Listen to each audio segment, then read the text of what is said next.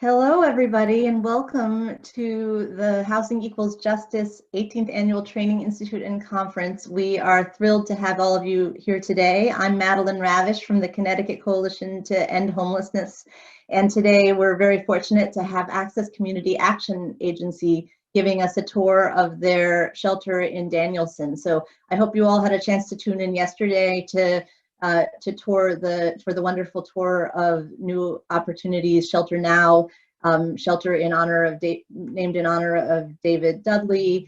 And tomorrow we'll have desk, and then Friday we will have open door shelter. So it's been a great week, and we're thrilled to be here today with Access Community Action Agency.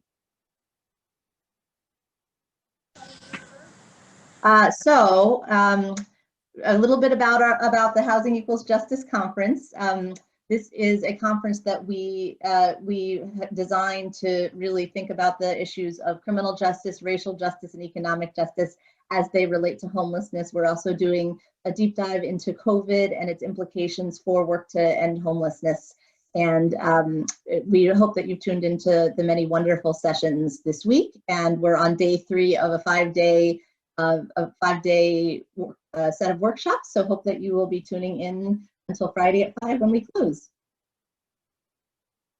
So if you are enjoying this conference, please tell the world and help us tell the world that Housing Equals Justice.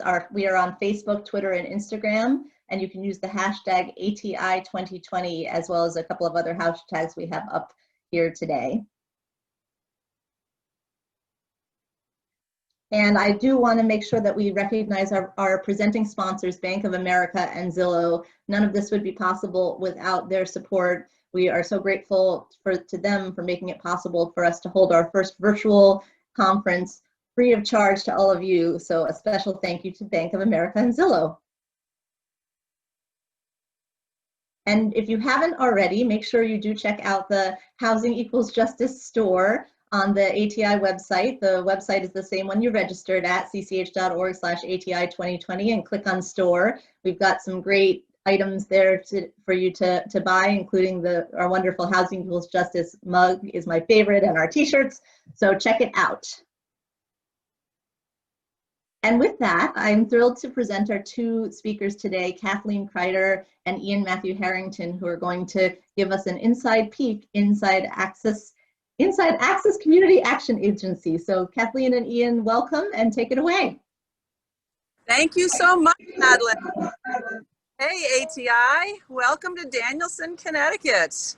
My name is Kathleen, and I am the Senior Director of Community Engagement for Access Community Action Agency. We are located in the great northeast corner of Connecticut. We serve the 28 towns that equal Tolland and Windham County, and I am ably assisted by my dear comrade Ian Matthew Harrington. He is our Community Outreach and Resource Coordinator. His job is helping to connect people to resources in the 28 towns that we serve. And we have a shelter cat here who is looking very fetching. Say hi, shelter cat. All right. So I also want to point out that one of the beautiful things about our shelter here at 51 Reynolds Street is that we are directly across the street from one of our community partners, Generations Family Health Center. Generations also serves individuals, families, and the community in the greater northeast corner, and we are so proud and privileged to be working with them in our 28-town region. So let's go on inside and see the shelter. Come on.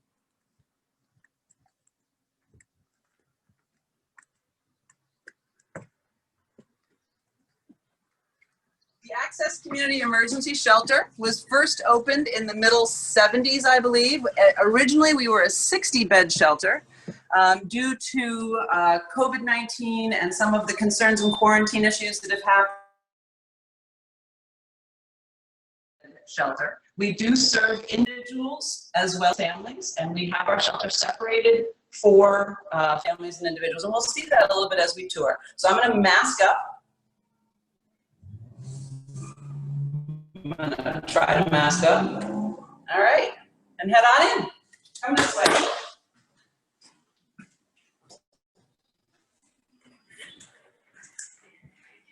So the first floor of our shelter serves the community at large. This is our family room, television and chairs for seating, books, toys for kids. People are welcome to congregate. The shelter hours are essentially 7 a.m. to about 11 p.m., lights out somewhere between 10 and 11. Over here we have our cafeteria, kitchen, eating area. We serve breakfast, lunch, and dinner in our shelter. Just gonna try to read some notes here through my foggy glasses. Last year, my foggy glasses. I'm sorry, last year we served, are you ready? 31,000 meals to residents in our shelter. Our shelter is also supported nutritionally through our CACFP program, the Childhood Health Care Food Program. So the shelter receives reimbursement for providing nutrition education and meals that are nutritionally supported to the children and the residents. So that's a nice partnership between that program and our shelter. Residents are allowed to bring food in on Fridays and Saturdays, but food is cooked by staff for all of the residents in this beautiful kitchen. Come on into the kitchen. As you can see, it's a lovely full kitchen with a 10-burner gas stove. Who wouldn't want that in their kitchen? Also, great center island, stainless steel top center island, big double base sink, and a fabulous refrigerator. My goodness, I'll Carol Merrill this one for you. All right.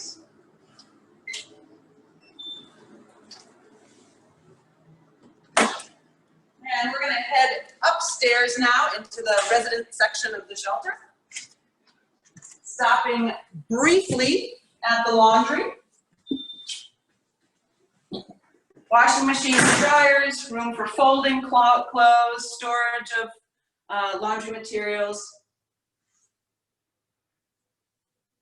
Looks like we have 2 washers, 2 dryers. 2 washers, 2 dryers. Oh, and a wash sink, which I enjoy.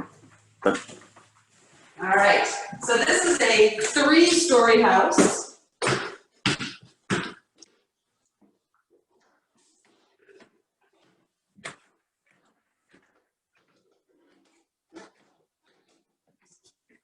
Residents of the shelter participate in all of the cleaning responsibilities here at the shelter. This bathroom was just cleaned. It smells marvelous.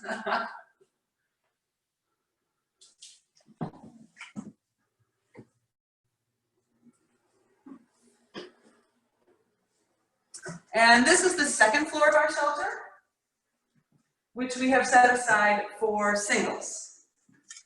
And we have an empty bedroom. During this period of COVID carefulness, we have a few bedrooms that have been set aside uniquely for quarantining purposes. So while we are full, we have empty rooms, and those are specifically designated just in case we need to quarantine residents. As of today, our emergency shelter has had no cases of COVID positive residents or staff. So we're feeling really psyched about ourselves, really safe. So this is a blank bedroom set aside for quarantining. This would be traditionally set up for individuals.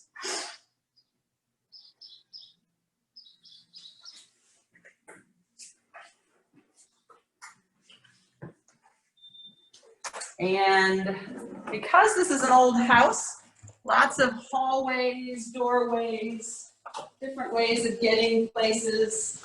It's a little bit of a maze, but we'll come this direction. Here's another residential bathroom.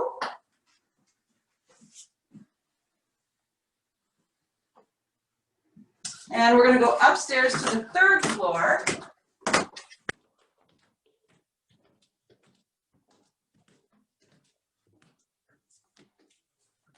Small bathroom right there.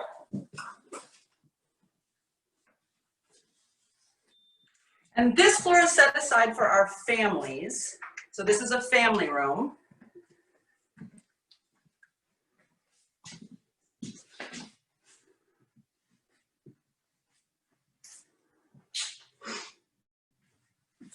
The Access Emergency Shelter is the only shelter in the northeast corner of Connecticut that is designated for families.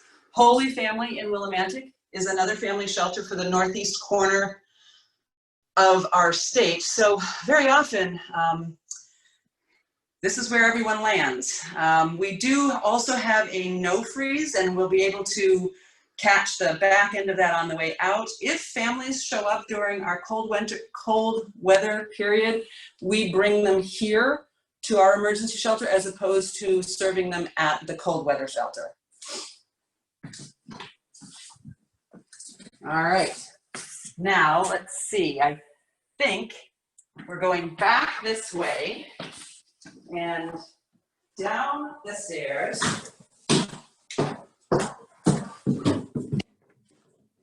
to check on Marcia. Marcia is our lead service coordinator. Marcia, say hello to the ATI CCEH's Annual Training Institute, and Marcia has a few words to share with us about what she does on behalf of our guests. Okay. Hi, Ian. Hi. I'm Kathleen. Well, the first thing I do is I meet with them, assess what their needs are, and we both, you know, we have the younger ones and the older ones now coming in, you know. So I find out where they are as far as income is concerned and help them with that, whether it be employment or if they need to get on SSI or whatever they do. So we go from there. The second thing I have to do is I have to call Eversource, because we have had people here with outrageous bills. And then if they're able to get an apartment, they can't get in because of that. So we have to work on that, which is very time consuming if they don't have any monies at the time. Then we put in a couple of goals at a time, because that's about what they can deal with, you know, into steps and work on those goals with them. Nice. And Marcia, how long have you been with the agency? I think 31 years. 31 years. It was- 31 years. It was like, 31 years. I think around the time of dinosaurs. Oh, when the dinosaurs roamed. Yes. Yes. Well, let me tell you, we are so grateful for you. Thank you Thank you so much. Thank Yes. you. I love my job. She does. And we love you. Thank you. Okay. Take care. Okay. All right, we're going to head back this way. We're going to go down the back stairs.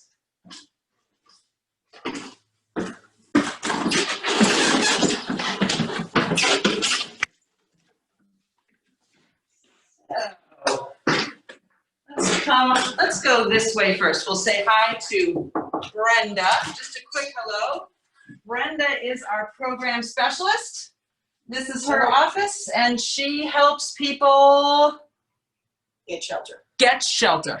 That's pretty straightforward. Thank you, Brenda. And then if we go this way, we're going to come and head into the director's office. This is our Director of Emergency Services, Good morning, everyone. David Chadvijian. Hello and welcome. I'm sure Kathleen and Ian are taking very good care of everybody. David, you have more than one role at the shelter. You are the shelter director, but you also oversee our Next Steps program. Could you say just a tiny bit about the Next Steps program? Sure, it's Next Step Supportive Housing Program that the Access Agency has been doing since 2006. It's run very well. We've been very fortunate. We have 11 chronically homeless individuals, and most of you know chronically homeless is someone who's been homeless for at least a year and has a significant mental health and or substance abuse disorder. Scattered site apartments in this area, Killingly, Danielson, but we also have, we've also given reasonable accommodations for people to relocate out of this area to Willimantic and Norwich, which sometimes can be challenging geographically, but we just keep doing it. And we also For the winter months, we open a no-freeze shelter, which is right behind this program here, which can accommodate now with safe distancing. Hopefully we can accommodate up to 8 people who otherwise would have nowhere else to go. Single individuals only. The families with children that need the no-freeze during the winter months comes here and stays at our shelter. Great. Thank you very much. Thank you, everyone. All right, and we're just going to head out the back door. Come on with me. Let's go outside and play.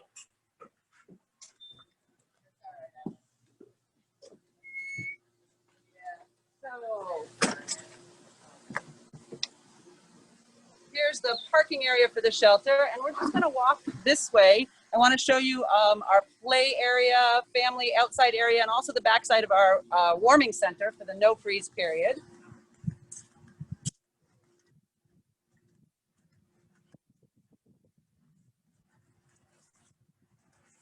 We have a lovely backyard.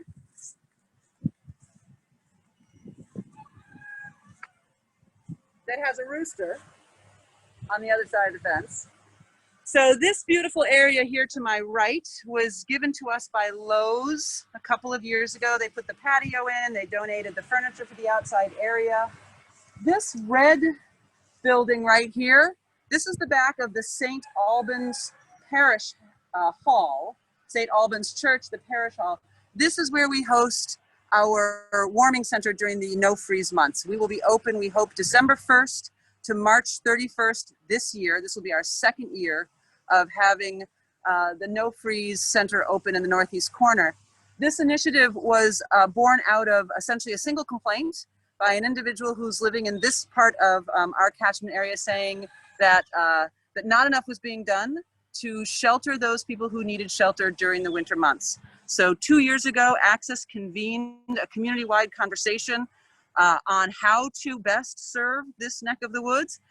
Ann Miller from Teague, people from other local philanthropic and community-based organizations got together with legislators and town leaders. We put together a proposal for the Archdiocese of the Episcopal Churches of Connecticut. I'm sorry, I don't really know very much about Episcopalians. But in any case, this is an Episcopal church. They stepped up to the plate. One of our board members is an Episcopalian minister, and she was very helpful to getting that to move through.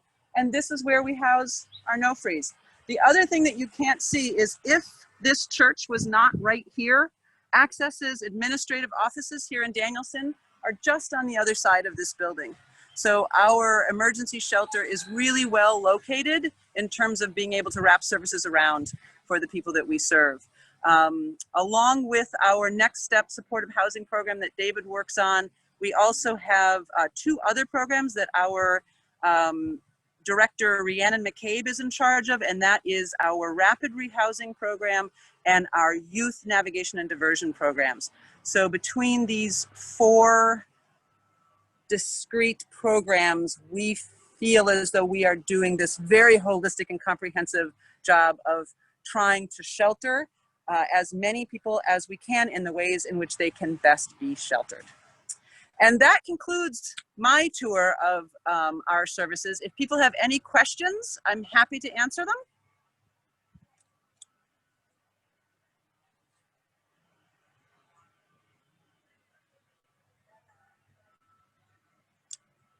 Ryan and Madeline, are you there? We are here. Wonderful job, Kathleen. Fantastic. Yes, we're putting a call out. So yes, if anyone has any questions, you can use that Q&A function right there on your screen. We can send some questions along, and we'll get them over to Kathleen and her wonderful assistant, Ian, who's done a great job.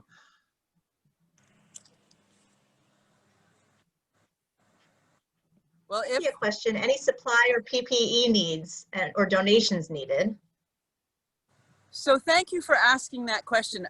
There is essentially 2 answers. The first one is yes, we always have PPE needs. The nature of the work that we do means that responsibility lies, at least in part, with us, and we take that responsibility very seriously. making sure that everyone, both on the staff side and on the resident guest side and the community that we're serving, have what they need. So we always need donations for PPE. The other answer to that question is we have been so generously gifted by so many important organizations who have really stepped up to understand what it takes to provide for the kinds of volume of people that we're providing for. So a great thank you for the question, for the donations, and for what has already come in. There's another question from Carl. The No Freeze is opening this year. Yes, we're hoping to open on December 1st and run until March 1st. So what is the season dates? I think we've covered that. Richard came back in with a question. Does Generations Health do telehealth or in-person healthcare for shelter guests? Yes, they do.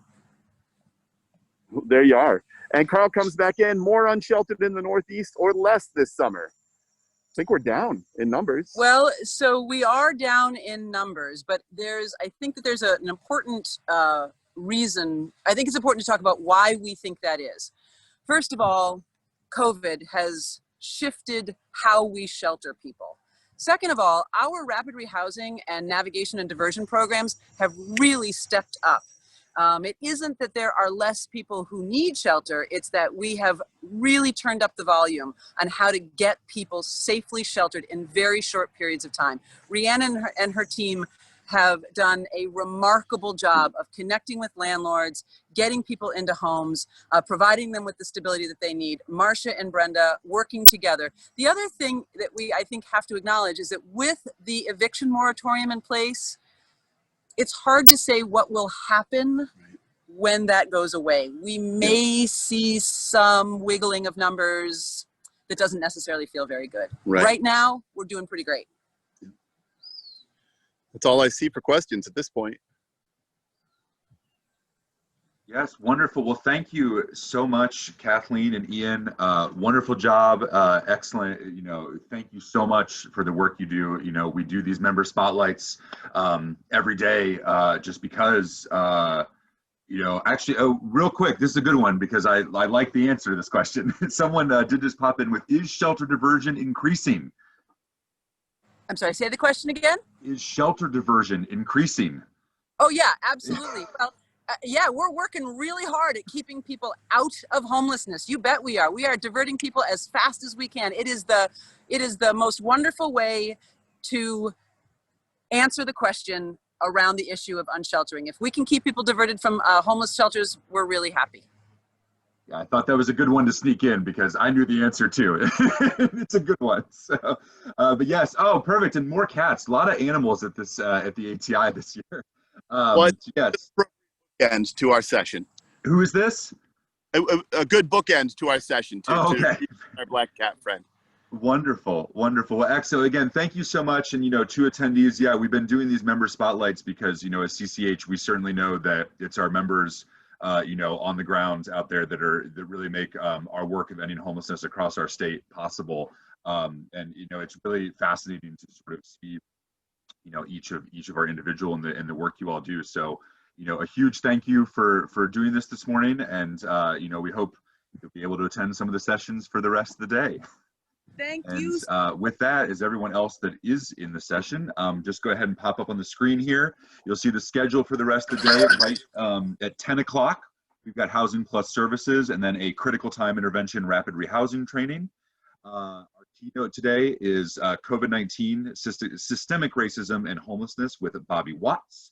That should be fascinating. We also have a couple of trainings today. The McKinney-Vento is a 2-hour training for that is a official training for McKinney-Ventos. Our 3 o'clock session is when kids experience homelessness, and then we have a really fun happy hour at 4. We did some trivia yesterday. We've got some really fun stuff with CCEH staff, so we hope that we will see you all there. And as I said, next is Housing Plus Services at 10 o'clock, and you do need to leave this session and click on the other link to get there. So thank you so much. We hope you enjoy the rest of the conference and have a great rest of your day.